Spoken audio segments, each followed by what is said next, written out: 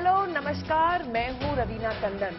Good news today पर आपको देश की बात सुनाने आई हूं। 1 घंटे के इस खास शो में मैं आपको रूबरू कराऊंगी उन लोगों से जो अपनी धुन के पक्के हैं, अलग सोचते हैं, अपने तरीके से जिंदगी जीते हैं, दूसरों का सहारा बनते हैं। ये हमारे आपके बीच में रहने वाले वो लोग हैं जो अपने जुनून और जज्बे से दूसरों के लिए मिसाल पेश कर रहे हैं, लोगों को जीने की राह दिखा रहे हैं, देश को मजबूत बना रहे हैं।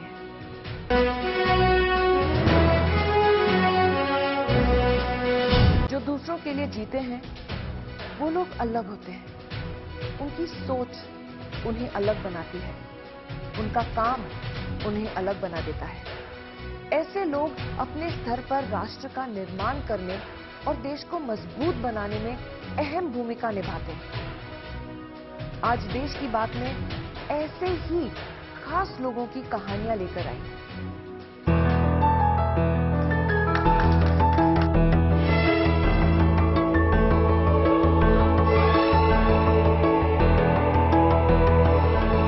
अपने लिए जिए तो क्या जिए, ए दिल तू जी जमाने के लिए। ये गीत सुनने में अच्छा लगता है, लेकिन इस बात को अपनी जिंदगी में अपनाना हर किसी के बस की बात नहीं। और जो अपनाते हैं वो दूसरों के लिए न सिर्फ सहारा बनते हैं, बल्कि उन्हें अपने जैसा बनने की प्रेरणा भी देते हैं। ऐसे ही मिसाल बनी है नोएडा में बेसहारा बच्चों के लिए काम कर रही अंजना राजगोपाल।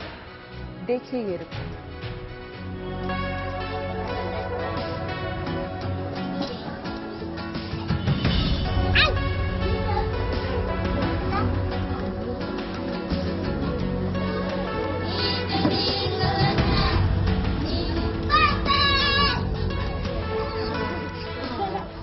यहाँ हर चेहरे पर खुशी है। कुछ बच्चे खेल में मस्त हैं, तो कुछ पढ़ाई करने में जुटे हैं। ये उन बेसहारा बच्चों की रंग बिरंगी दुनिया है जिन्हें अपनों ने तो छोड़ दिया, लेकिन मम्मी अंजना ने अपना लिया।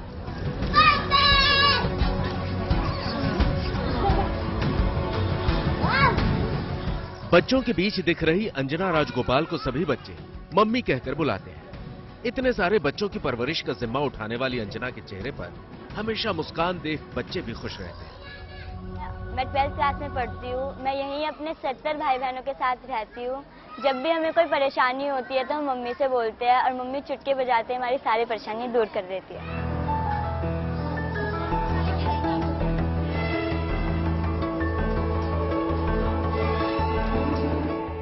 नोएडा के सेक्टर 12 में साईं कृपा नाम से चल रहे बाल कुटीर अनाथालय में अभी 70 बच्चे रह रहे हैं, जबकि 35 साल से बेसहारा बच्चों पर प्यार लुटा रही अंजना ने अब तक सैकड़ों बच्चों की जिंदगी संवार ली, उन्हें पढ़ा लिखा कर अपने पैरों पर खड़ा किया है। इनमें से कई तो आज उनकी मदद करने में जुट गए। जब आई थी तो बहुत प्रीमेच्योर बेबी थी, बहुत ज़्यादा मतलब, और काफ़ी दिन ये इनक्यूबेटर में भी रही थी। तो सारे डॉक्टर्स ने, मेंबर्स ने, सब ने मना किया कि नहीं इसको मत लो, क्योंकि ये जिएगी नहीं, थोड़े दिन जिएगी, इसलिए फालतू में क्यों ले रही हो, और अगर बड़ी हो भी जाएगी तो इसको कोई ना कोई डिफेक्ट होगा। पर मेरा मन नहीं माना, मैंने कहा नहीं मैं लूँगी, अगर जितने दिन वो जिएगी उतने दिन उसकी सेवा कर लूँगी, उसमें क्या है। पहले मैंने KFC में जॉब किया था कैशियर में, फिर उसके बाद मैंने सबवे में जॉब किया था शिफ्ट मैनेजर में, फिर मैंने गेट नोएडा में जॉब किया था 3 इयर्स परचेस मैनेजर में। फिर जब लॉकडाउन हुआ उसके बाद फिर मम्मी को सपोर्ट करने के लिए फिर मैं यहीं पे जॉब कर रही हूँ। 6 साल का था, अब मैं 39 का हो गया हूँ।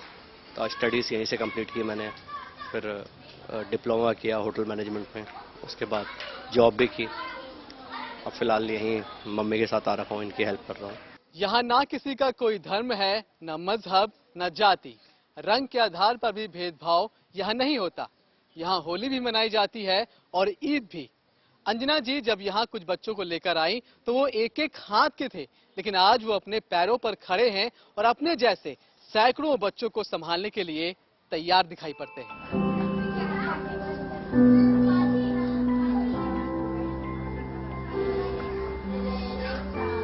माँ का प्यार देने के साथ ही अंजना इन बच्चों की अच्छी पढ़ाई लिखाई पर भी बहुत ध्यान देती है। ये उनके अथक प्रयासों का ही नतीजा है कि आज इस अनाथालय में पले बढ़े बच्चे अब विदेश में पढ़ाई करने का सपना साकार करते दिख रहे हैं। मम्मी बताती थी जब मैं एक दिन की आई थी तो मतलब मैं कैसी थी, तो उन्होंने मेरे को बताया था। जब मुझे होश आया, मतलब जब मैं थोड़ी बड़ी हुई 4th क्लास में, तब मेरे को पता चला कि मतलब यही मेरी फैमिली है। तो उन्होंने मेरा बहुत अच्छे से देखभाल की, मेरी हर मतलब जो भी नीड्स थी, जैसे हमें डांस क्लासेस, कराटे क्लास, जो भी एक्स्ट्रा करिकुलम नीड्स होती थी वो पूरी करवाती थी। फिर अभी मेरा मन है कि मैं और आगे मतलब मास्टर्स के लिए अप्लाई करूं। मतलब मैंने मास्टर्स के लिए अप्लाई किया है फॉरेन में, तो मेरा वहाँ एडमिशन हो गया है। तो अभी मम्मी कर रही है कि मैं वहाँ पे जाके अपनी आगे की पढ़ाई कर सकूं। जाहिर है साईं कृपा में सहारा पाने वाले बच्चे आज बड़ी उड़ान भर रहे हैं, उनके सपने पूरे हो रहे हैं। इसके लिए वो हमेशा मम्मी अंजना का शुक्रगुजार रहते हैं, जिन्होंने जवानी के दिनों से ही अपना जीवन इन बेसहारा बच्चों को समर्पित कर दिया। करीब 70 साल की हो चुकी अंजना केरल की रहने वाली और जॉब के सिलसिले में दिल्ली आकर बस गई। लेकिन दिल्ली में जब उन्होंने बेसहारा बच्चों की हालत देखी तो उनका मन बदल गया।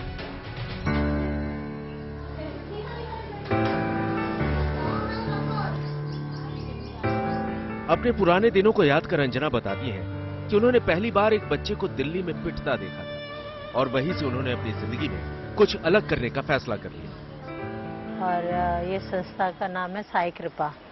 तो 1988 में हमने स्टार्ट किया था, क्योंकि हमें बहुत बुरा लगता था कि बच्चे भीख मांगते हुए या किसी ढाबा वगैरह में एक्सप्लॉइट होते हुए देखते थे, तो इसलिए हमने ये शुरू किया था। तो 35 साल हो रहा अभी।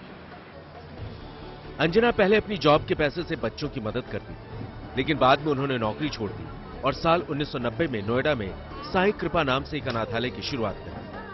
साथ ही उन्होंने लोगों के सहयोग से एक स्कूल की शुरुआत की, जहां गरीब बच्चों को मुफ्त में शिक्षा दी जाती है। पहले हमारे 2 स्कूल थे, पर एक स्कूल जो है कोविड के टाइम पे हमें बंद करना पड़ गया। वो 30 साल तक चला था, बहुत अच्छा, मतलब 470 बच्चे थे उसमें, तो कोविड के टाइम पे उसको बंद करना पड़ गया। और एक है जो नॉन फॉर्मल सेंटर सेक्टर 41 में, वहाँ पर हम सारे बच्चों को फ्री में पढ़ाते हैं। ज़्यादातर ये जो डोमेस्टिक वर्कर्स है, रिक्शा पुलर्स है, ऐसे लोगों के बच्चों को फ्री में पढ़ाते हैं। और हमारे बच्चे भी फिलहाल वहीं 8th स्टैंडर्ड तक पढ़ते हैं। उसके बाद हम उनको प्राइवेट स्कूल्स में दाखिला करा के 10th करवा देते हैं।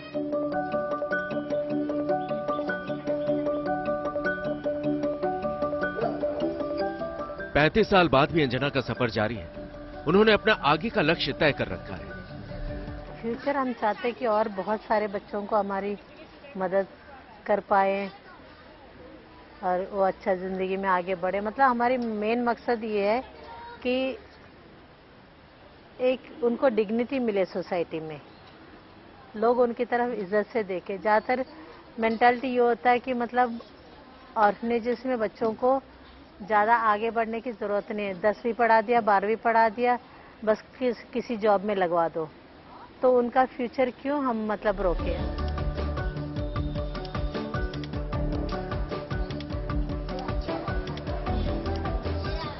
अंजना राजगोपाल जिस मिशन में जुटी है वो काफी चुनौती भरा है, लेकिन फिर भी वो इसे मुस्कुराहट के साथ अंजाम दे रही। और अब तो ये मुस्कुराहट और बढ़ गई, क्योंकि उनके अनाथालय में पले बढ़े बच्चे बड़े होकर अब अपनी मम्मी का मिशन पूरा करने में मदद कर रहे हैं। आजकल माँ बाप के अलावा और किसी रिश्ते की गारंटी नहीं कि वो ताउम्र आपका हाथ थाम कर रखेंगे, लेकिन अंजना मम्मी के पास हर बच्चे के लिए ये गारंटी बिना किसी गारंटी कार्ड के मौजूद है। बड़ी बात यह भी कि इस माहौल में पले बढ़े बच्चे यहाँ से बाहर निकलकर यहाँ के बच्चों की जरूरतें और उनकी अहमियत समझते हैं। यही वजह है कि हर बच्चा यहाँ से निकलने के बाद, काबिल बनने के बाद भी इस आश्रम के लिए एक सपोर्ट सिस्टम की तरह काम करता है। आइए मिलते हैं अंजना जी से, जो इस वक्त हमारे साथ स्टूडियो में मौजूद हैं। नमस्कार अंजना जी, आपका बहुत बहुत स्वागत है। बड़ी खुशी हुई ये सब देखकर जो आपने बच्चों की जैसे जिंदगियां संवारी हैं। मैं ये पूछना चाहती हूँ आपसे कि ये सब करके आपको सबसे बड़ी खुशी क्या मिलती है? क्या क्या सैटिस्फैक्शन मिलता है आपको? तो जब बच्चों के चेहरे पे खुशी देखती हूँ, जब वो कहीं अपनी मंजिल हासिल कर पाते हैं, तब बड़ा खुशी होती है। तो बहुत सारे बच्चे ऐसे होंगे जो जिंदगी में फिर निकल गए, बड़े हो गए, अपनी अपनी जॉबें ले ली, फैमिलीज बसा ली। क्या वो आते हैं अभी तक आपको मिलने? बिल्कुल, वो हमसे हमारे साथ जुड़े रहते हैं, और बल्कि उनको बहुत दुख होता है जब वो आ नहीं पाते किसी वजह से। बहुत बढ़िया। और उनके भी बच्चे हुए होंगे अभी तक, तो सेटल हो गए होंगे। तो उनके बच्चे क्या आपको जो बाकी बच्चे तो मम्मी बुलाते हैं, हाँ। तो बाकी बच्चे नानी दादी ये कह नानी करके बुलाते हैं। नानी बुलाते हैं सब। स्वीट। आप आई थी दिल्ली जॉब के लिए, लेकिन आपने बच्चों का ये हालात देखकर आपने एक दिल में ठान ली बात कि अब मैं ये बच्चों के लिए काम करूंगी। तो वो क्यों ऐसी क्या ऐसी थी जिसने आपको ये मोटिवेशन दिया कि बस अब मैं अपनी लाइफ बच्चों को डिवोट करने वाली हूँ? देखिए, जब मैं 10 साल की थी जी, मैं बेलारी में सेंट फिलोमेना's कॉन्वेंट में पढ़ती थी जी। तब मैंने देखा कि वहाँ बच्चे झुंड में आते थे ड्रम और नोटबुक लेके घर घर चंदा इकट्ठा करने। जी। तो बहुत बुरा लगता था, पर बड़ी हो गई, वहाँ से हम शिफ्ट हो गए, तो फिर वो बात निकल गई दिमाग से। पर जब दिल्ली आई तो देखा कि दिल्ली में बच्चों की हालत बहुत ही ख़राब है।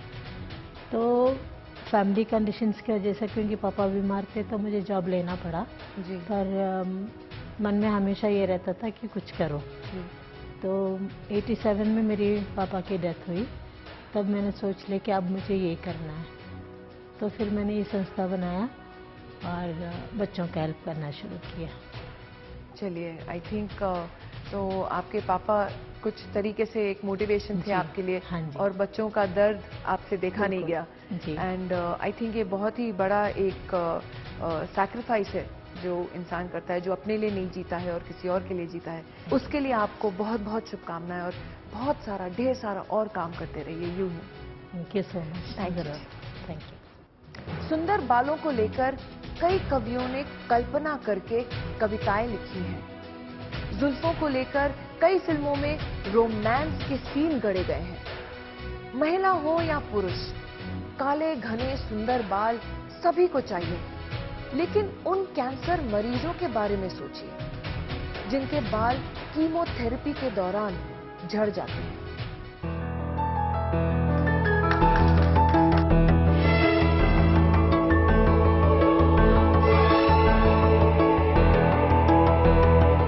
ना ही ये कोई हेयर सैलून है, ना ही यहाँ कोई हेयर कटिंग की प्रतियोगिता चल रही। यहाँ जो बाल काटे जा रहे हैं, इन बालों से कैंसर मरीजों के लिए विग बनाए जाएंगे, ताकि जानलेवा बीमारी से लड़ने के दौरान पीड़ितों के अंदर एक आत्मविश्वास, हिम्मत बनी रहे। और इसी मकसद के साथ बालों को काटकर जमा किया जा रहा है।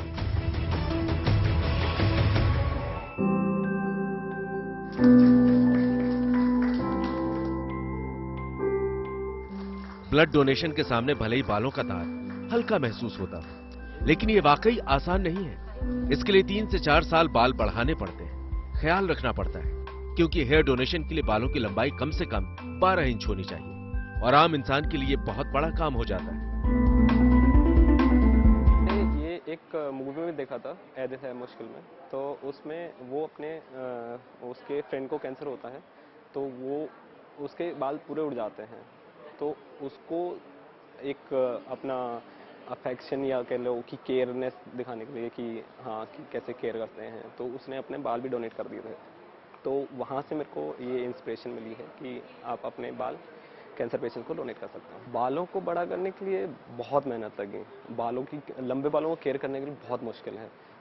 बाहर अपने यहाँ पे डस्ट बहुत ज़्यादा है और बालों में डस्ट बहुत जल्दी कैच करता है, और उसको फ्रीक्वेंटली आपको शैम्पू करना पड़ता है, आपको उनको मसाज ऑयलिंग करनी पड़ती है, मसाज करनी पड़ती है, नहीं तो फिर आपके बाल है ना धीरे धीरे टूटने लग जाते हैं।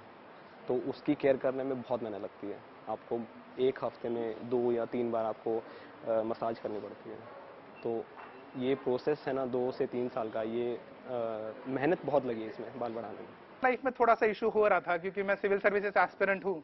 कहीं अभी जैसे हर साल इंटरव्यूज होते हैं, बट मैंने लास्ट इंटरव्यू मेरा 2020 में दिया, और उसके बाद अगर 21 में इंटरव्यू देने के लिए जाता था तो शायद मुझे मजबूरी में हेयर कट करने पड़ते थे।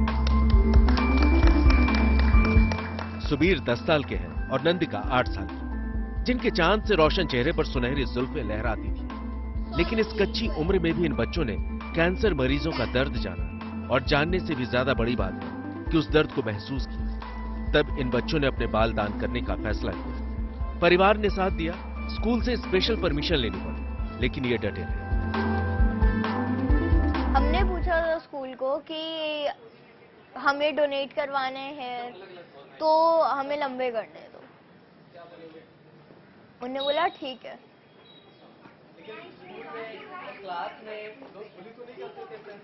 नहीं करते थे तो जो भी हमारी, क्योंकि क्लास शिफ्ट हुई थी तो वो अब उससे उनको सबसे पहले तो लगा था कि मैं गर्ल हूँ, पर मैं था नहीं ना, बॉय था। हेयर इसलिए डोनेट किया क्योंकि मुझे ये आइडिया अपने कजन से मिला और मुझे अच्छा लगा, तो इसलिए मैंने सोचा मैं भी ऐसा करूँ। क्योंकि कैंसर पेशेंट्स है इसलिए उनके पास कोई बाल नहीं है, इसलिए उनके लिए बाल ढूंढे। कोई बात नहीं, नेक्स्ट टाइम उग जाएंगे। अच्छा, जो लोग डोनेट नहीं करते उन्हें क्या मैसेज दोगे? कि करे डोनेट, कि डोनेट करे क्योंकि ये बहुत अच्छा है। एक आंकड़े के मुताबिक भारत में हर साल औसतन 8 लाख से ज्यादा कैंसर मरीज सामने आते हैं। कीमो के दौरान इन्हें बेइंतहा दर्द से गुजरना पड़ता है, हिम्मत साथ छोड़ जाती है, हौसला टूटने लगता है। ऐसे में पूरे समाज से अलग दिखने का दर्द भी झेलना पड़ता है।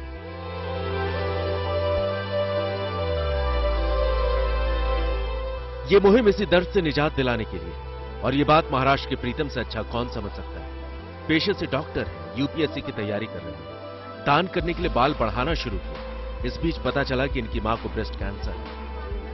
अब प्रीतम दोगुने जोश के साथ इस काम में जुटे हैं।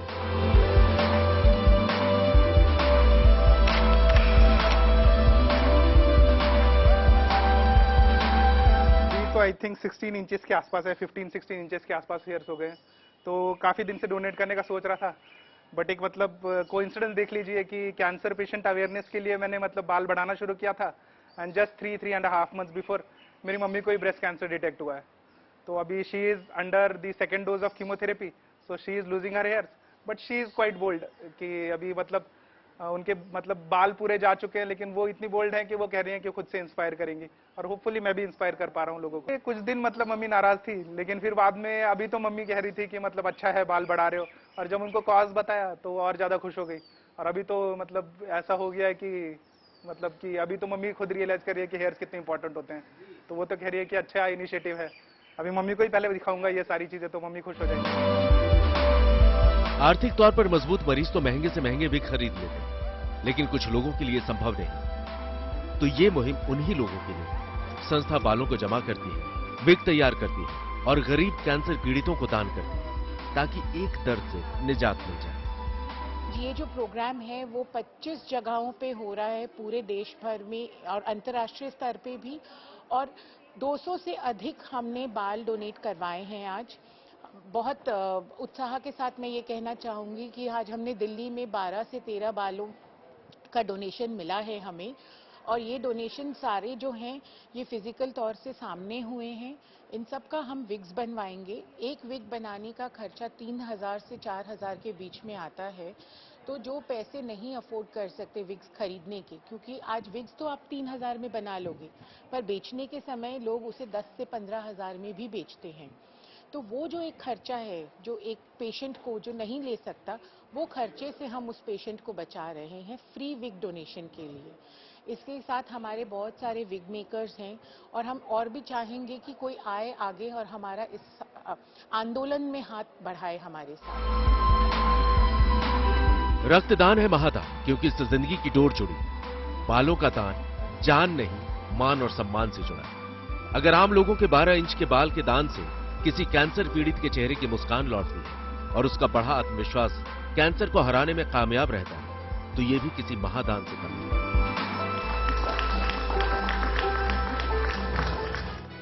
देश के सरकारी प्राइमरी स्कूलों में बच्चों को पढ़ाने के लिए कई तरह की योजनाएं चलाई जाती हैं।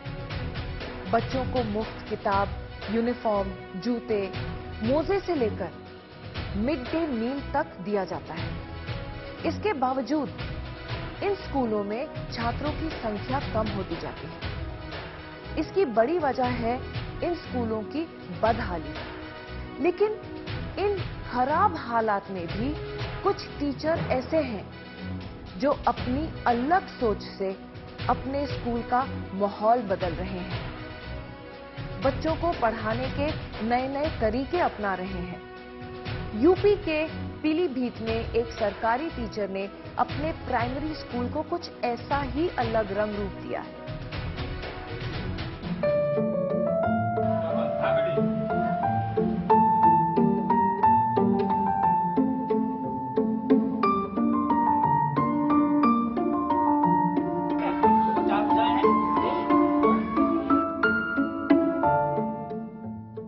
कहते हैं बच्चों के लिए गणित सबसे कठिन विषय होता है, लेकिन अगर उसे समझाने का तरीका आसान हो तो बच्चों के लिए इस मुश्किल विषय को समझना काफी सरल हो सकता है। पीलीभीत के चोखापुरी में प्राइमरी स्कूल में बना ये गणित गार्डन एक ऐसा ही अनोखा तरीका है जिसकी सैर करके बच्चे दूसरे विषयों के साथ गणित में भी दिलचस्पी दिखाने लगते हैं। स्कूल में आते जाते बच्चों की नजर गार्डन में बने इन रंग बिरंगे चबूतरों पर पड़ती है, जिससे इन पर बनी आकृतियां उनके जहन में बस जाती हैं और वो गणित से जुड़ी इन बेसिक जानकारियों को कभी नहीं भूलते। इस गार्डन को बनाने का आइडिया स्कूल के इंचार्ज टीचर मुनीश कुमार को कैसे आया, खुद उनसे सुनिए। मैंने देखा कि बच्चा किताबों से सीख के विजुअल बहुत ज्यादा सीख रहा है। तो सबसे पहले जो गणित जो सबसे कठिन सब्जेक्ट माना जाता है प्राथमिक शिक्षा के अंदर, उसमें मैंने उनकी जो संक्रियाएं थी, चाहे कोणों के प्रकार ले लो, चाहे घड़ी की अवधारणाएं ले लो, चाहे संख्याओं की अवधारणाएं ले लो, वर्ग, त्रिभुज, वृत्त, आयत, ये सभी चीजें विजुअल करने के लिए मैंने गणित गार्डन का निर्माण किया। सभी चीजें उनको विजुअल दिखाई, उनकी परिभाषाएं वहां लिखी हुई हैं। विजिट में हर महीने बच्चों का इस गणित गार्डन का करवाता हूं और खुद उनसे पूछता हूं भी ये क्या चीज है, क्या अंतर है इनमें। तो बच्चा देख करके बहुत जल्दी सीखता है। और क्लासों के अंदर भी मैंने इसी तरह से विजुअल स्लाइडर के रूप में, चाहे गिनती हो चाहे वर्ण हो, स्लाइडर के रूप में मैंने अपनाना स्टार्ट किया और बच्चा उसका रिस्पांस बहुत अच्छे से दे रहा है। और ये सारी व्यवस्थाएं जो हैं वो मैं खुद अपनी तरफ से भी करता हूं, अपने समाज का सहयोग लेता हूं, मित्रों का सहयोग लेता हूं। देश के कई प्राइमरी स्कूलों की तरह ये स्कूल भी 2 कमरों में ही चलता है। कक्षा 1 से 5 तक के स्कूल में 100 से ज्यादा बच्चों को पढ़ाने के लिए केवल 2 टीचर और 1 शिक्षा मित्र है। जाहिर है छात्रों की संख्या को देखते हुए इस स्कूल में भी न सिर्फ कमरे और टीचर कम है, बल्कि दूसरी जरूरी सुविधाएं भी नहीं है। लेकिन इसके बावजूद इस स्कूल की तस्वीर बदली हुई नजर आती है। क्लास में टीचर की बात को ध्यान से सुन रहे बच्चे मन लगाकर पढ़ते दिखते हैं। 7 साल पहले इस स्कूल में पढ़ाने आए मुनीश कुमार ने स्कूल की बदहाल तस्वीर बदलने के लिए कई बदलाव किए हैं, जिनका नतीजा आज सबके सामने है। 7 साल पहले मैंने यहाँ पे सहायक अध्यापक के रूप में ज्वाइन किया और लगभग 2 साल के बाद में मुझे इंचार्जशिप मिली। मैंने देखा था कि विद्यालय का स्वरूप विद्यालय जैसा नहीं था। 4 दीवारी नहीं थी बिल्कुल भी, यहाँ पे वातावरण ऐसा नहीं था, कोई पेड़ पौधा नहीं लगा हुआ था, सिर्फ 2 कमरे थे विद्यालय के अंदर, उनमें भी अच्छी व्यवस्थाएं नहीं थी। बरसात के समय में पानी भर जाता था, दिक्कतें बहुत आ रही थी। मेरा गांव बहुत ही छोटा सा है, 30-35 घर हैं इसमें। तो किस तरह से शिक्षण व्यवस्थाएं मैं दूं, इसके लिए प्लान बनाया मैंने। सबसे पहले मैंने देखा कि यहाँ जो जितने भी घर हैं वो सब भट्टा मजदूरों के हैं और निरंतर हर साल वो लगातार 6 महीने के लिए बाहर जा रहे हैं। लर्निंग गैप हर बार बच्चे का बढ़ रहा है, वो जीरो जहां था वहीं का वहीं रहता है। 6 महीने में वो बिल्कुल जीरो हो जाता था। इसके लिए सबसे पहले मैंने ये किया कि क्लासेस खत्म कर दी, क्लासिफिकेशन बंद कर दिया, क्योंकि उनका लर्निंग गैप हर साल बढ़ रहा था। ग्रुप बनाए बच्चों के, जहां से बच्चा सीख पा रहा था उसको उसी ग्रुप के अंदर रखा। क्लासें बंद करके ग्रुप बनाए छोटे छोटे और उनको निरंतर लगातार ग्रुप में जैसे जैसे बच्चा ग्रोथ करता गया, जैसे जैसे सीखता गया, उसको उठा करके ऊपर के ग्रुप में बैठाते गए। चाहे वो कक्षा 5 का बच्चा है, चाहे कक्षा 1 का बच्चा है, कक्षा 3 का बच्चा है, उससे कोई मतलब नहीं था। पाठ्यक्रम अपना बंद किया, क्योंकि 2 कमरे हैं और एक कमरे में 3-3 क्लासें चल रही हैं। कैसे अध्यापक पढ़ाएगा, बहुत दिक्कत आ रही थी। तो पाठ्यक्रम बंद किया, कंसोलिडेट पाठ्यक्रम एक स्कूल के लिए दिया। 3, 4, 5 का एक कंसोलिडेट पाठ्यक्रम बनाया हुआ, सब बच्चे उसी को पढ़ेंगे, चाहे वो 3 का है, चाहे 4 का है, चाहे 5 का है। इससे क्या हुआ कि एक तो अध्यापकों की कमी पूरी हो गई, दूसरा क्लास में एक अध्यापक ही पढ़ा सकता है। 2 अध्यापक यदि क्लास में पढ़ाएंगे तो दिक्कत है, बच्चा नहीं सीख पाएगा, डिस्टर्ब हो जाएगा। तो एक ही सिलेबस से पूरी क्लास को, चाहे वो 3 है, 4 है, 5 है, उसको अटेंड किया गया, तो रिजल्ट जो है वो निकल के सामने आने लगे। फिर सबसे अच्छी व्यवस्था मैंने हर बच्चे के लिए उसका विवरण बनाया, वो कहाँ पे है, हर माह उसका टेस्ट हुआ। अध्यापक को टास्क दिया गया कि आपको इस माह में इस ग्रुप को इतना चलाना है। और फिर टेस्ट जब होते हैं उसके बाद में जो बच्चे निकल के आते हैं, 5 बच्चे हर माह हम निकालते हैं, और उनके लिए फिर एक फ्लैक्स का इंतजाम किया। बोर्ड पे उन बच्चों के नाम विद फोटो उनका लगाना स्टार्ट किया। इससे बच्चों में बड़ा प्रोत्साहन बढ़ा कि हमें भी अपना नाम इस बोर्ड पे लेना है। स्कूल में बच्चों की पढ़ाई को आसान बनाने के लिए टीचर मुनीश कुमार ने विजुअल की ताकत को बखूबी पहचाना और वो इसका भरपूर इस्तेमाल करते हैं। डिजिटल दौर में जहां शहरों में बच्चे हाईटेक प्रेजेंटेशन देखकर विषयों को सीखते पढ़ते हैं, वहीं स्कूल में बच्चों को पढ़ाने के लिए मुनीश और उनके साथी टीचर्स ने कई तरह के पेपर स्लाइडर बनाए और लगातार ऐसे नए नए प्रयोग करते रहते हैं ताकि पढ़ाई में बच्चों की दिलचस्पी बढ़ती रहे। बच्चों को हम सर अन्य स्कूलों की अपेक्षा, जैसे कि हमारा बच्चा जिस लेवल का है उसी लेवल से हम उसको शिक्षा देते हैं। जैसे कि कोई अगर आ की मात्रा सीख रहा है तो उसको आ की मात्रा सिखाएंगे, कोई गुणा सीख रहा है तो गुणा सिखाएंगे, भाग सीख रहा है तो भाग सिखाएंगे।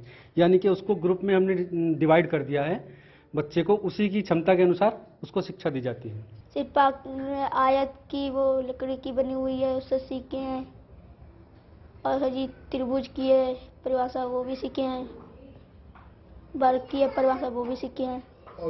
गिन 1 2 3 100 तक याद है।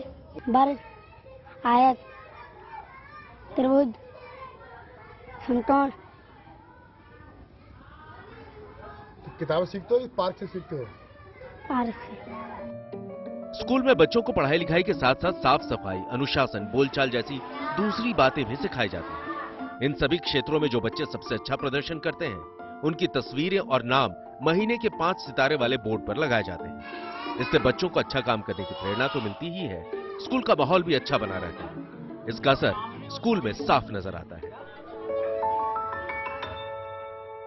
किसी भी काम में जब एक्स्ट्रा मेहनत होती है तो उसके परिणाम भी शानदार होते हैं। जब एक टीचर अपने छात्रों के लिए एक्स्ट्रा मेहनत करते हैं तो उनकी परफॉर्मेंस काफी निखर जाती है। सोचिए, कोई टीचर स्कूल की छुट्टी होने के बाद अपने छात्रों के लिए घंटों मैदान में पसीना बहाए, वो भी बिना किसी पैसे के। जाहिर है ऐसा काम करने के लिए जुनून और जज्बा चाहिए।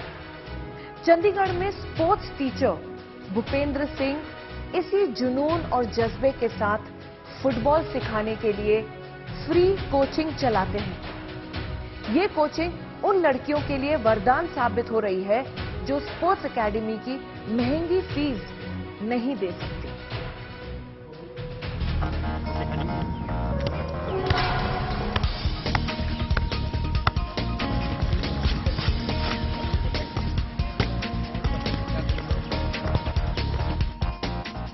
ये प्रैक्टिस है उन सपनों को पूरा करने की जो इन लड़कियों की आंखों में बसे। ये प्रैक्टिस है उस आसमान को छूने की जहां पहुंचने पर देश का नाम रोशन होता है। चंडीगढ़ के सेक्टर 22 में सरकारी मॉडल स्कूल के प्लेग्राउंड में रोजाना छुट्टी के बाद ऐसे ही छात्राओं का झुंड इकट्ठा होता है और करीब 3 घंटे की लंबी और कड़ी ट्रेनिंग शुरू हो जाती है। छात्रों के साथ स्कूल के स्पोर्ट्स टीचर भूपेंद्र सिंह भी खूब पसीना बहाते हैं और वो हर लड़की के गेम पर बारीकी से नजर रखते हैं और उन्हें हर तरह से मोटिवेट करते हैं। सर हम ना बेसिक्स पे काम करते हैं और इनके राइट लेफ्ट फुट जो है मतलब ऐसे चलते हैं कि आप पहचान नहीं पाओगे कि बच्चा राइट फुट है या लेफ्ट फुट है। और दूसरी on the field of the field भी हम बहुत ध्यान रखते हैं। इन बच्चों को पता है कि ऑन द फील्ड तो आपके पास बॉल है, ठीक है, आप खेल रहे हो, लेकिन ऑफ द फील्ड जो आप करते हो उन चीज़ों का भी आपकी गेम के ऊपर, मैच के ऊपर, टेम्परामेंट के ऊपर असर पड़ता है। फुटबॉल पर नजर गड़ाकर प्रैक्टिस करती इन छात्राओं में कई ऐसी हैं जो नेशनल लेवल पर अपने स्कूल और शहर का नाम रोशन कर चुकी हैं। इसका पूरा क्रेडिट वो अपने कोच को देती है। सर ने बहुत मोटिवेट किया। सर्दी वजह इधर हूँ मैं और 12 नेशनल्स खेल लिए मैंने। सर्दी वजह हूँ 2 गोल्स इन नेशनल्स। हर चीज़ में सर सपोर्ट करते हैं, चाहे वो स्टडीज़ हो चाहे वो फुटबॉल हो, हर चीज़ में। पहले तो हम यहीं पे खेलते थे, तो सर ने हमारे को बुलाया था खेलने के लिए, तो फिर तभी से हमारा पैशन बन गया फुटबॉल खेलना। हमें अच्छा लगता है फुटबॉल खेलना। तो प्रैक्टिस करवाते हैं शाम को, कम से कम 3 घंटे अपना टाइम देते हैं सर, और फिर हम सर की मेहनत की वजह से होता है जो भी यहाँ पे होता है। फुटबॉल खिलाड़ी रहे भूपेंद्र सिंह जब टीचिंग में आए तो यहाँ भी उन्होंने अपने फुटबॉल प्रेम को जिंदा रखा और बच्चों के टैलेंट को परखकर उन्हें फुटबॉल की गुर सिखाने में जुट गए। तो टीचिंग लाइन में आके मैंने प्राइवेट स्कूल में जॉब की है 5 साल, लेकिन फिर मेरे को गवर्नमेंट जॉब मिल गई, वो भी फुटबॉल की वजह से। तो जब गवर्नमेंट जॉब टीचिंग लाइन में एक अल्टीमेट गिफ्ट है गॉड का, इससे ऊपर कुछ नहीं है, ठीक है। तो आपके पास ऑप्शन होती है कि आप मतलब अब कुछ एज ए प्लेयर का करियर तो ख़त्म हो गया मेरा, एज ए कोच का मेरे पास अब मौका है कि मैं अपने पैशन को बरकरार रखूं। तो मैंने ये काम शुरू किया। और फुटबॉल जो है, ठीक है, नो डाउट फुटबॉल चंडीगढ़ में बहुत चलती है, लेकिन पेड है, फ्री एकेडमी कोई नहीं थी। तो मैंने ये मतलब शाम का शुरू किया, ठीक है, free of cost. Bhupendra Singh के लिए स्कूल में छुट्टी के बाद फ्री कोचिंग शुरू करने का फैसला लेना भी काफी फिल्मी था। दरअसल स्पोर्ट्स टीचर बनने के बाद एक हार ने उन्हें इस काम के लिए प्रेरित किया। जब मैं इस स्कूल में आया, ठीक है, इस स्कूल में आया तो इंटर स्कूल में हमने पार्टिसिपेट करना होता है, ये हमारी ड्यूटी है, ठीक है ना। मेरा एक जो भी चाहे कोई हॉकी का टीचर है, चाहे कोई बास्केटबॉल का, उसने अपनी टीम बनानी है, ठीक है, ये ड्यूटी का पार्ट है। तो मैंने भी ऐसे एक बार टीम बना के ले गया मैं, ठीक है। तो हम एक प्राइवेट स्कूल से, बहुत बड़ा प्राइवेट स्कूल है चंडीगढ़ का, उससे हम बहुत बुरी तरह से हार गए, ठीक है। तो जब हम हारे तो वो प्राइवेट स्कूल, उनकी बसेज होती हैं, ठीक है ना, तो उन्होंने हूटिंग की, ठीक है ना। नेचुरली वो जीते थे ना, फाइनल में पहुंच गए, हम हार गए, तो बच्चे मेरे रोने लग गए। तो जैसे बच्चे रोने लग गए तो मेरे को भी बहुत महसूस हुआ कि नहीं यार, ऐसे तो काम नहीं चलेगा। बस उस दिन से मैंने बच्चों को कहा कि कल से शाम को ट्रेनिंग शुरू करते हैं, और 6 महीने बाद हमने उसी स्कूल को हराया, ठीक है, आफ्टर 6 मंथ्स। बस वो मैच ने चेंज लेके आया। थोड़ा सा फास्ट करो बेटा। यस। 15 साल के टीचिंग करियर में भूपेंद्र सिंह ने सैकड़ों लड़कियों को फुटबॉल के लिए तैयार किया। पिछले 1 दशक में उनकी एकेडमी से जुड़ी करीब 100 लड़कियों ने नेशनल लेवल पर चंडीगढ़ का परचम लहराया और कुछ इंटरनेशनल लेवल पर प्रोफेशनल फुटबॉलर बन रहे हैं। ग्रेट। बच्चे हैं, ऐसा मान लिया 40 मेरे बच्चे हैं, ठीक है, 40 बच्चे निकले हैं पिछले 10-12 सालों में। तो वो एक बच्ची कई बार कोई तो 12 नेशनल भी खेली है। ये पीछे एक लड़की है, वो 12 नेशनल खेल चुकी है, इंक्लूडिंग सीनियर नेशनल। अभी वो मतलब 17+ है, 18 साल की है, और चंडीगढ़ की सीनियर स्टेट की टीम को भी वो रिप्रेजेंट कर चुकी है प्लेइंग में। हमारी सर एक लड़की जो है, देखो नेशनल लेवल के तो सारे प्लेयर हैं, इंटर स्कूल के सारे मेडलिस्ट हैं ये, ठीक है। अब फिर मतलब इंटरनेशनल लेवल की बात करें, पहले मेरे मन में नहीं आया था कभी। मेरे को तो ये था कि इंटर स्कूल, स्कूल नेशनल, बस ठीक है। लेकिन धीरे धीरे जब मैंने क्लब फुटबॉल देखा ना कि गर्ल्स का ना आई लीग शुरू हो रहा है, तो मेरे पास 2-3 बच्चे ऐसे थे, मेरे को लगता था कि ये खेल सकते हैं, क्योंकि हम देखते हैं टीवी में मतलब उन लड़कियों को खेलते। तो एक लड़की जो है नंदनी, उसको उसकी वीडियो मतलब मैंने भेजी, ठीक है, उसके वर्कआउट की वीडियोस भेजी, तो उन्होंने उसकी मतलब देख के बेंगलुरु FC ने उसको मतलब ऑफर लेटर दे दिया, साइन कर दिया। तो अब हमारी एक लड़की जो है चंडीगढ़ की पहली प्रोफेशनल फुटबॉलर है, वो नंदनी, जो कि बेंगलुरु FC की प्लेयर है। और 2 लड़कियों की और मैंने वीडियो भेजी, फिर नंदनी ने बताया वहाँ जाके, नंदनी वहाँ की बेस्ट स्कोरर बनी कर्नाटका आई लीग की, ठीक है ना, कैप्टन बनी अपनी टीम की। तो उसने बताया अपने कोच को कि हमारे पास मतलब बहुत से बच्चे ऐसे हैं, ठीक है ना, जो मतलब हमारे कई प्लेयरों से ज़्यादा बढ़िया खेलते हैं, जो बेंगलुरु के थे। तो उन्होंने मेरे को कहा कि अब आपने कहीं नहीं भेजने अपने प्लेयर, हमारे पास ही भेजने हैं। तो 2 लड़कियों की और उन्होंने यस कर दी। फुटबॉल के मैदान में छात्राओं का शानदार प्रदर्शन देख स्कूल के प्रिंसिपल भी भूपेंद्र सिंह की तारीफ करते नहीं थे। मैंने देखा ये मोस्टली जो स्कूल टाइम में तो बच्चों को टाइम कम मिलता है, और हमारे जो कोच है mister Bhupendra Singh, he is totally dedicated to girls football. क्योंकि जब मैं when I join this school तो मैंने पूछा व्हाट अबाउट बॉयज, तो ये कहते हैं सर बॉयज तो शाम को या कभी भी कहीं भी चले जाते हैं जो इनके स्पोर्ट्स कम्प्लेक्स हैं, पर गर्ल्स को पेरेंट्स नहीं जाने देते जब तक उनको पूरा विश्वास नहीं है। तो दैट्स वाई ये शाम को 3-4 घंटे जो लगाते हैं, तो मेरे को लगता है उसी का हमें जो रिजल्ट मिल रहा है, जो वो जो डेडिकेशन है इनकी और बच्चों की। और बच्चे मैंने देखा है बड़ी ही मोटिवेशन से और बड़ी इंस्पिरेशन से दौड़े आते हैं शाम को। शाबाश शाबाश शाबाश शाबाश। स्कूल में स्पोर्ट्स क्लास के दौरान भूपेंद्र सिंह जिस लड़की में भी फुटबॉल के लिए जुनून देखते हैं, उसे फुटबॉलर बनाने के लिए जी जान से जुट जाते हैं। कहते हैं कि बच्चे कच्ची मिट्टी के समान होते हैं, जिन्हें कुमार नया आकार और नया रंग रूप देता है। जी हां, सेक्टर 22 सरकारी स्कूल के भूपेंद्र सिंह वही कुमार है जिन्होंने पिछले 1 दशक में खिलाड़ियों की वो पौध तैयार की है।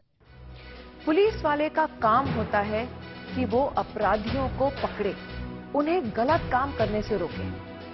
पुलिस के इसी काम की वजह से लोगों में खाकी का खौफ बना रहता है।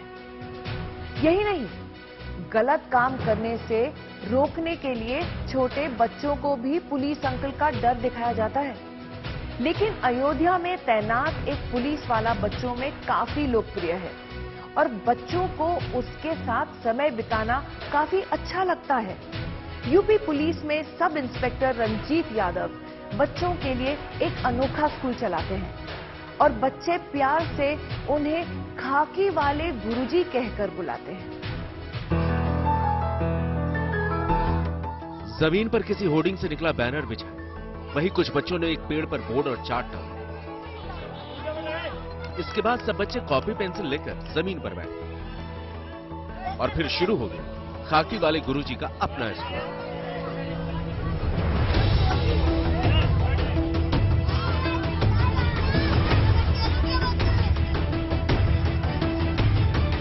अयोध्या में खजुआ कुंड के स्लम एरिया में रोजाना इसी तरीके से अपना स्कूल चलता है, जिसमें बच्चों को मुफ्त शिक्षा दी जाती है। इस स्कूल के संस्थापक टीचर अयोध्या में ही तैनात सब इंस्पेक्टर रणजीत यादव। रणजीत यादव वर्दी में ही टीचर की भूमिका निभाते हैं और इन गरीब बच्चों को जिंदगी में आगे बढ़ने का पहला सबक सिखाते हैं। ये उनकी कोशिश का ही असर है कि कल तक सड़क पर भीख मांगने वाले ये बच्चे अब अपने हाथों में पेंसिल कलम थामना सीख रहे हैं। बहुत हाईटेक क्लास कई बार आपने देखी होगी, जिसमें तकनीक के जरिए, टेक्नोलॉजी के जरिए पढ़ाया जाता है। लेकिन आज हम अयोध्या की इस क्लास में हैं, जहां पर पेड़ के नीचे बैठ करके बच्चे पढ़ रहे हैं और खाकी वाले गुरुजी उनको पढ़ा रहे हैं। इनको बच्चे खाकी वाले गुरुजी कहते हैं। सब इंस्पेक्टर रंजीत यादव बच्चों को हर दिन ड्यूटी जाने से पहले पढ़ाते हैं। तो हम भी इनसे बात करते हैं, क्योंकि ये कैसा जज्बा है जिसमें रोज एक पुलिस वाला अपनी ड्यूटी में जाने से पहले बच्चों को पढ़ाता है, यानी शिक्षित करने के बारे में सोचता है। रंजीत यादव जी, ये जो अपना स्कूल है आपका, खाकी वाले गुरुजी आप हैं, तो कैसे ये सिलसिला शुरू हुआ? मतलब अब तो हम देख रहे हैं बहुत इंटरेस्ट लेकर के पढ़ रहे हैं, कब से शुरू किया आपने? नवंबर 2021 में शुरुआत किया मैम। मेरी पोस्टिंग कोतवाली अयोध्या के नया घाट पर थी। वहाँ बच्चे को देखता था कि घाटों के किनारे, मंदिरों के किनारे जो है भिक्षावृत्ति से जुड़े हुए हैं। इनसे काफ़ी पूछने का प्रयास किया। लोग वर्दी देख करके भागते थे शुरुआत में। फिर जब दूसरे लोगों से पूछा कि ये लोग कहाँ रहते हैं, तो पता लगा कि खजला कुंड एक है, वहाँ ये लोग रहते हैं, इनका पूरा परिवार है। फिर 2-3 दिन बाद मैं अपनी मोटरसाइकिल उठा करके इनके बीच में शाम को आया, उनको इकट्ठा किया, इनके गार्जियंस को, कि क्या आप लोग अपने बच्चों को पढ़ाना चाहते हैं? इनके गार्जियंस काफ़ी तैयार हुए उसमें कि हाँ, अपने बच्चों को हम पढ़ाना चाहते हैं। फिर अगले दिन से मैंने कापी, कलम, रबड़, पेंसिल, कटर, बोर्ड ले करके अपनी मोटरसाइकिल पर लाद करके यहाँ पहुँचा और पेड़ के नीचे टांग करके इनके बच्चों को इकट्ठा करके शुरुआत किया अपना स्कूल। तो बड़ा प्यार मिलता है, बड़े दूर रहा, लेकिन शुरुआत का संघर्ष करना पड़ा। लेकिन वर्दी देख करके तो, खाकी वर्दी देख करके तो बहुत सारे लोग दूर भाग जाते हैं। ये बच्चे, हम देख रहे थे कि आपके पास आने के लिए कुछ कह रहे थे, हमको गुड दीजिए, हमने अच्छा लिखा है। जी मैम, शुरुआत में बच्चे नहीं आ रहे थे, तो उनको कभी टॉफी देना, कभी कुछ देना, इस तरह से, क्योंकि इनको शिक्षा से जोड़ना था। इनको यहाँ से हमको प्रेरित करना था। शिक्षा अच्छी चीज़ है, शिक्षा की तरफ जोड़ना। किसी न किसी बहाने इनको ला करके यहाँ बैठाया गया, जोड़ा गया, पुचकारा गया। क्योंकि अगर वर्दी का ध्वंस हम दिखाते तो लोग, बच्चे नहीं आते, डर के भाग जाते। इनको टॉफी और बिस्किट इत्यादि के माध्यम से इनको किसी तरीके से पुचकार करके यहाँ लाया गया और इनको गार्जियंस को धमकाया गया, डराया गया, बोला गया कि नहीं, अच्छी चीज़ है, समझाया भी गया।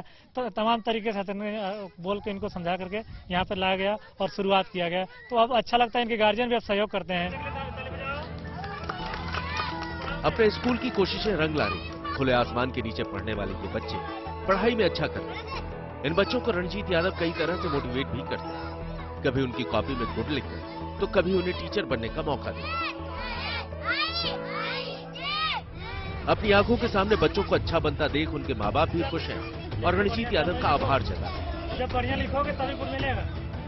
मैम टेबल आता है छोटा। ये बताओ कि खाकी वाले जो गुरुजी हैं उनसे डर लगता है? यस मैम, हम रोज जाते हैं और सर जी हम लोग को पढ़ाते हैं। हम पढ़ लिख के पुलिस बनना चाहते हैं तो इसीलिए हम सर जी के साथ भी रहना चाहते हैं।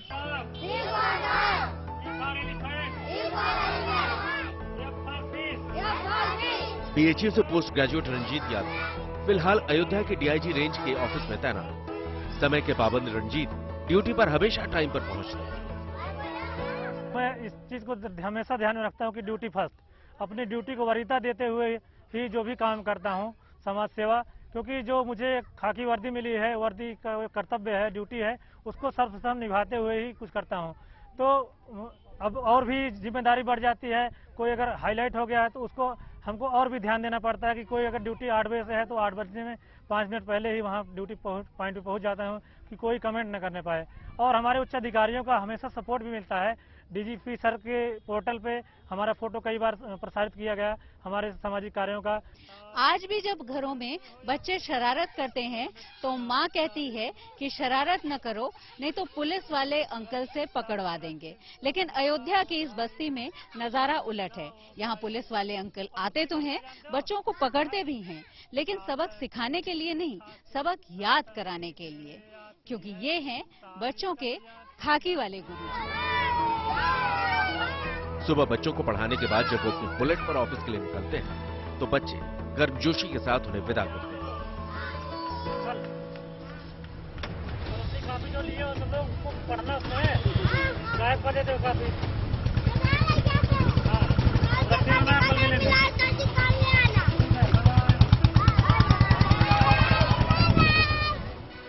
हमारे देश में तलवारबाजी शौर्य गाथाओं का हिस्सा रही है, लेकिन एक खेल के रूप में इसे पहचान अब मिल रही है। तलवारबाजी के खेल को फेंसिंग कहा जाता है और इस खेल के खिलाड़ी को फेंसर।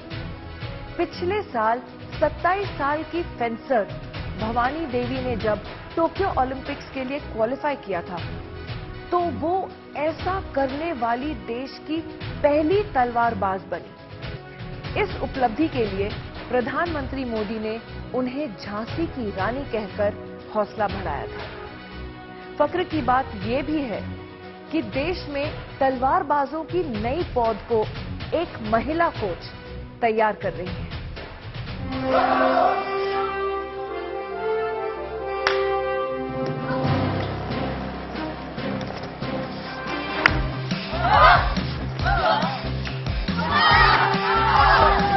हमले के लिए अटैक पोजीशन बनाना, अपनी चाल पर पूरा कंट्रोल रखना, दुश्मन के हमले से बचाव करना या फिर एक पैर आगे कर दुश्मन पर जवाबी हमला करना, ये वो दांव पेच है जो फेंसिंग यानी तलवारबाजी के खेल में काम आते हैं। इस खेल के लिए खिलाड़ी को अपने शरीर को काफी लचीला और फुर्तीला बनाना होता है। मानसिक तौर पर भी काफी मजबूत होना पड़ता है।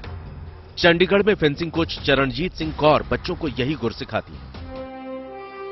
फेंसिंग यानी तलवार चलाने के खेल में दो खिलाड़ी एक प्लेटफॉर्म पर एक दूसरे को टक्कर देते हैं, जिसे पीस्ट कहा जाता है। इसे पट्टी या प्लेइंग एरिया भी कहा जाता है, जिसकी लंबाई 14 मीटर और चौड़ाई 1.5 मीटर होती है। लेकिन इस प्लेटफॉर्म पर उतरने से पहले खिलाड़ी को कड़ी ट्रेनिंग से गुजरना होता है। तलवारबाजी का हब बन चुके चंडीगढ़ में ये ट्रेनिंग चरणजीत कौर कई सालों से दे रही है। वैसे तो फेंसिंग को 1896 से ही ओलंपिक खेलों में शामिल किया गया है, लेकिन दूसरे देशों के मुकाबले भारत में ये खेल काफी देर से शुरू हुआ। यही वजह कि भारत में 90 के दशक में शुरू हुआ ये खेल अब धीरे धीरे लोगों के बीच अपनी पहचान बना रहा है। में लोग इसके बारे में नहीं जानते थे कि फेंसिंग क्या है, बताना पड़ता था कि तलवारबाजी है, और फिर बोला जाता था कहीं ना कहीं इसको इंडियन मार्शल आर्ट से कनेक्ट किया जाता था। और 1974 से इंडिया में ये जो है पॉपुलर होनी शुरू हुई है। अब तो हमारी भवानी देवी ओलंपिक्स भी जा आई है और हमारे पास भी कई इंटरनेशनल मेडलिस्ट हैं हमारे स्कूल के। तो काफी क्या पैशनेट गेम कहा जाता है, एडिक्टेड गेम कहा जाता है। 47 साल की चरणजीत कौर खुद बड़ी फेंसर रही है। बतौर खिलाड़ी कई मेडल जीतने वाली चरणजीत आज देश की पहली महिला कोच हैं, जो नई पीढ़ी को रोमांच से भरपूर इस खेल की बारीकियां सिखा रही है। हाँ जी सर, ये कह सकते हैं 2001 फर्स्ट बैच जो था NIS का, उसमें हमने NIS मैंने डिप्लोमा किया और पहली फीमेल कोच थी इंडिया की। और 2001 में जो एशियन चैंपियनशिप में पूरी टीम इंडिया की पार्टिसिपेट की, उसकी कैप्टन भी थी। तो ये कहा जा सकता है कि मैं पहली कोच और पहली इंडियन कैप्टन हूँ। और 30 साल हो गया मुझे सर इसमें काम करते हुए, इसी गेम में खुद खेला भी है और अब बहुत सारे बच्चे इसी गेम में बना रही हूँ। चरणजीत कौर चंडीगढ़ के सेक्टर 10 में government model senior secondary school में फेंसिंग की ट्रेनिंग दे रही है। इस अकेडमी ने कई ऐसे खिलाड़ी दिए जो राष्ट्रीय और अंतर्राष्ट्रीय स्तर पर देश का नाम रोशन कर चुके हैं और आगे भी कई प्रतियोगिताओं में हिस्सा लेने वाले हैं। ऐसी ही एक बड़ी फेंसर है 21 साल की यशकीरत कौर। तो 10 साल हो गया फेंसिंग करते हुए। मैंने 2012 में शुरू की थी, तो अभी तक मेरे पास 40+ तो नेशनल मेडल्स हैं। मैं सीनियर नेशनल, जूनियर नेशनल दोनों में चैंपियन रह चुकी हूँ और मेरा 3 साल कंसेक्यूटिवली स्कूल नेशनल में भी गोल्ड रहा है और मैंने काफ़ी इंटरनेशनल्स खेल लिए। मेरा कॉमनवेल्थ भी मेडल है। फिजिकल फिटनेस है और मेंटली भी स्ट्रांग होना चाहिए, फियर नहीं होना चाहिए, एंजाइटी नहीं होनी चाहिए खेलते हुए। ये इंडिविजुअल स्पोर्ट्स है तो इसके अंदर अपने आप होता है कि हमने खुद खेलना है और अपने आप ही आगे बढ़ना है, तो इसलिए स्पोर्ट्स में ज़्यादा वो है। अब जैसे भवानी देवी जो अब गए हैं, उससे अब फेंसिंग को और ज़्यादा क्या कहते हैं, हाँ जी, मिलने लग गया है। तो अब अच्छा लगता है कि फेंसिंग भी अब ओलंपिक्स में है, मतलब इंडिया से कोई गया है तो। जाहिर है फेंसिंग के खेल में नई पीढ़ी न सिर्फ दिलचस्पी दिखा रही है, बल्कि अपनी कड़ी मेहनत और लगन से ओलंपिक में मेडल जीतने की आस भी जगा रही है। इसका बड़ा श्रेय कहीं न कहीं चरणजीत कौर को भी जाता है, जो देश के लिए फेंसर तैयार करने में अहम भूमिका निभा रही है। आज के लिए बस इतना ही, तब तक के लिए इजाजत दीजिए।